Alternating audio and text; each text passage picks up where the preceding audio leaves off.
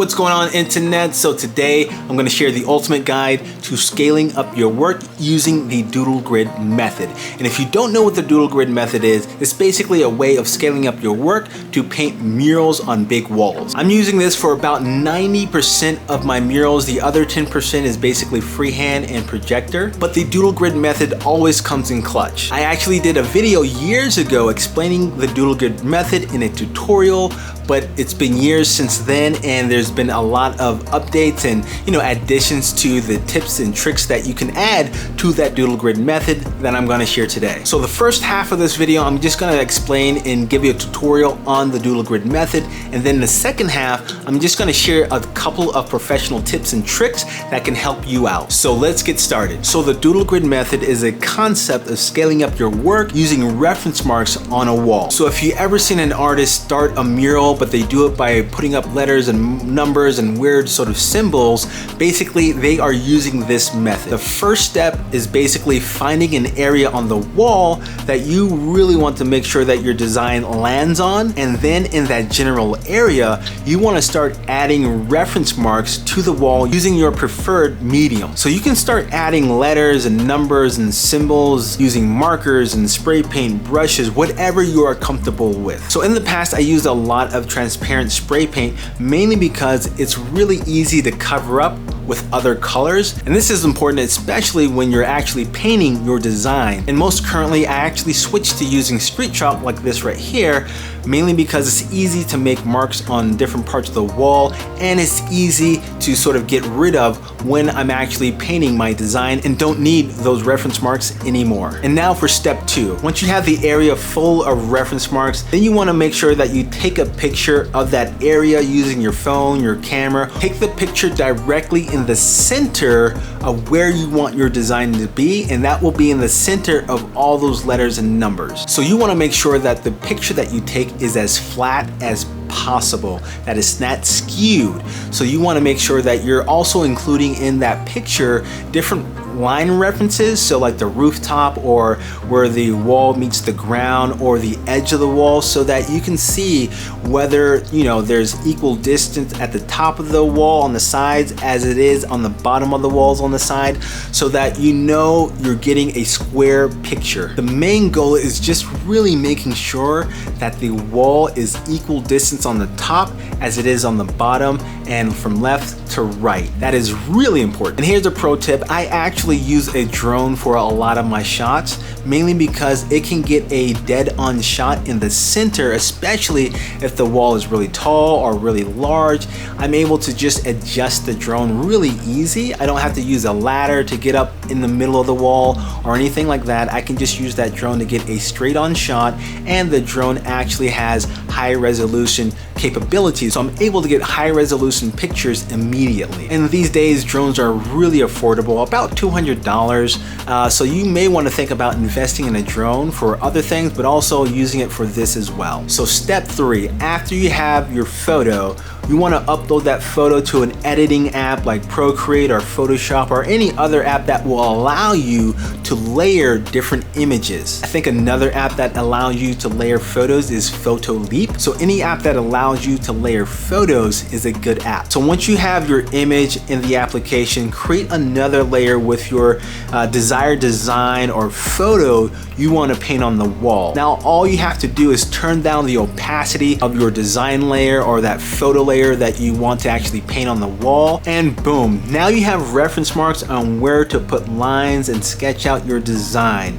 You can always adjust your design by scaling it up or scaling it smaller, moving it around based on your desired sort of placement, but this is basically how it works. And if you require more reference marks in a certain area of your design because your design has a lot of detail in that area, you can always repeat those first 2 steps and add more reference marks. For my portrait murals, I do this all the time, so where the facial features may lay on the wall, I usually will go back and add more reference marks to make it easier when I'm sketching. And it takes about 5 minutes. It's a lot easier to just go back and add more reference marks, take another picture, throw those layers back into that app and redo it. It takes about 5 minutes, and you want to do that rather than being frustrated while trying trying to sketch it out with, not as many reference marks. So you want to make sure your proportions are right the first time. So now you literally have a roadmap on how to scale up your design from something that's small on a wall that is large. It is just that simple. It takes a few times to getting used to with the process and the flow of things, but once you get the hang of it, it is extremely powerful. That's because you can now sketch on a wall and get proportions right without having to rely on a projector and power. And what's super powerful about this is that you can easily switch out the photo or design that you want to paint. On a recent project, I had an idea of a subject in my mind that I was going to put on the wall. I did the Doodle Grid method and everything, and then I wanted to switch it out. So I took a photo of a new subject, and immediately I was able to throw on that photo that I just took on my iPad and sketch that out basically 5 minutes later. Now that you know the process, you can fit this process to fit your specific way of painting. Everyone is super different, so every process of this method is going to be a little different. So here's something really cool that I use when adjusting this Doodle Grid method for my practice. Because my style requires a lot of color in the background, I actually do the background first. I just throw a ton of color in there, and then all those different splashes and sort of textured of the different colored paints and the values and the hues, I use that as a reference as well. So in addition to the letters and numbers and reference marks that I put using that chalk, I also have those different colors as a reference when I sketch out my design. Awesome, so now let's get to the actual pro tips that I learned along the way that can help you out. And the first tip, actually, I kind of mentioned that earlier, and that is using chalk. Mainly because when you're doing the Doodle Grid and you're using the spray paint or markers, you have to cover up all those different reference marks that you put on the wall. But when you're using chalk, you're actually able to just use water to actually get off those reference marks as you're doing your outline or you're sketching out your design, or you finished your design and you have reference marks in other different places that didn't really require it. You're able to use just water to sort of just throw water on the chalk and remove it. Another method that I use is using thin tape. I used that several times. A recent project in Chicago, I actually used thin tape to actually make the Doodle Grid so that I'm able to actually spray all my designs on top of the colors that I was using without having to have the weird letters and numbers that I had to cover up. But the biggest problem with using tape is that not all walls are great when it comes to the tape adhering to that textured wall. So you have to find the right wall to use the tape method. And you have to make sure that the tape doesn't blow away, because some of the tape, when I was using it, blew away or moved, so that was a big problem. But overall, the tape really helped out when it came to being able to make markings on the wall without having to affect the wall fully with all the letters and numbers. The next pro tip is to avoid using a wide angle lens when taking a photo of the wall. This is because a wide angle lens will distort the image and make it sort of have that fisheye effect. So include the edges of the wall or anything that gives you a perfect vertical line or horizontal line, so that when you take the picture and throw it in your app that you want to use to layer everything, so that you can recognize when your image is being distorted and you can then correct it. So you can correct it in that app right there, or you can throw it in an app like Photoshop and correct it there. Basically, you just do not want a skewed image. You want to make sure it's as flat as possible. That leads me to my next pro tip, and that is to avoid trying to take a photo of everything at one time. You can always do the process for different sections of your design. You don't have to do everything at once.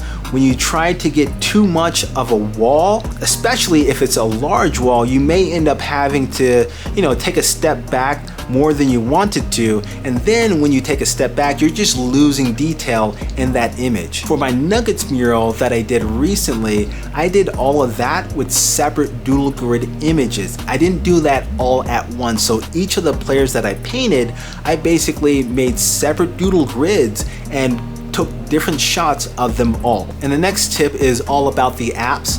So you don't have to have a special app. I know there's a few special apps out there that I think that are trying to cater towards this specific method, but you can just use a simple app like Procreate. It works perfectly for this very method. And lastly, because this method is based off of using reference marks on the wall, you don't always have to use the letters and numbers everywhere. You can use what's already existing on the wall. So the bricks, the concrete, the grout line, the pipes, the windows, the ledges, everything that's on the wall can be used as a reference mark. A wall that I did in Kokomo, Indiana, it had the colors that I did in the background, but it also had a very textured wall that was comprised of brick and different shapes of bricks, because I think there was a window that got closed up, so there was sort of like these looping bricks. So I used all the existing structures and the textures and the bricks on the wall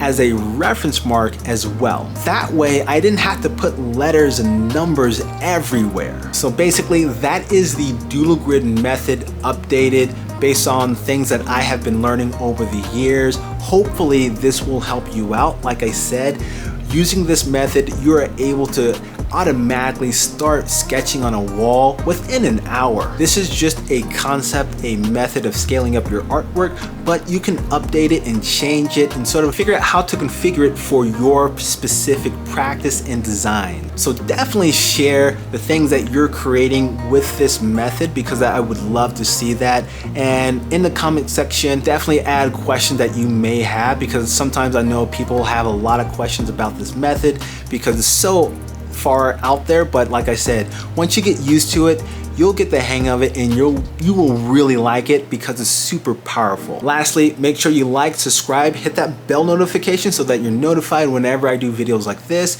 If you want a tip, that'd be great as well. And I'll see you on the next video.